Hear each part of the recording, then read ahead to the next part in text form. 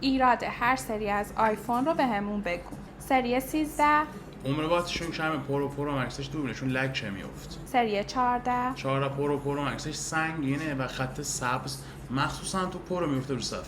6 و 6 پلاس، 6 هاستیشون ضعیف بود، تا میشد خیلی. 6S، 6S هم باتریش و داغ شدن. 7 پلاس، 7 پلاس 7 بیشتر بیسبان میزدم پرشانت.